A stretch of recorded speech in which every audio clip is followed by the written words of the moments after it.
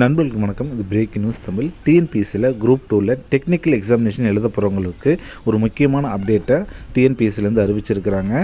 இது குறித்து தான் இந்த நியூஸில் டீட்டெயிலாக பார்க்க போகிறோம். அதுக்கு முன்னாடி நம்ம சேனலுக்கு நீங்கள் ஃபஸ்ட் டைம் வந்திருக்கீங்கன்னா மறக்காமல் சப்ஸ்கிரைப் பட்டனை கிளிக் பண்ணிடுங்க.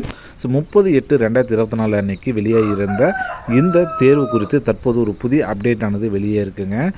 தமிழ்நாடு அரசு பணியாளர் தேர்வாணையத்தின் அறிவிக்கை எண் 12/2024 படி 30/8/2024 அன்னைக்கு வெளியாகியிருந்த ஒருங்கிணைந்த தொழில்நுட்ப பணிகள் தேர்வு நேர்முக தேர்வு பதவிகள் 2 பதவிகளுக்கான அறிவிக்கையானது தற்போது வெளியிட்டிருக்கிறாங்க.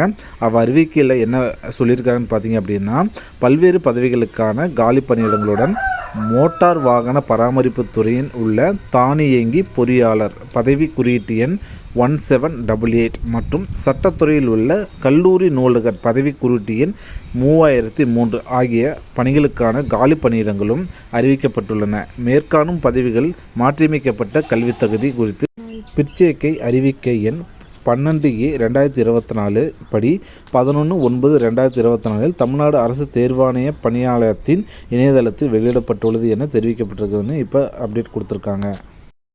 ஸோ மேற்கண்ட பதவிகளுக்கு யாராச்சும் அப்ளை பண்ண போகிறீங்க அப்படின்னா இப்போ புதுதாக ஒரு கல்வித் தகுதியான நிர்ணயிச்சிருக்கிறாங்க. ஸோ இது என்ன அப்படிங்கிறத பற்றி நீங்கள் டிஎன்பிஎஸ்சியோட அஃபிஷியல் வெப்சைட்டில் போய்ட்டு நீங்கள் இதை பார்த்துக்கலாம்.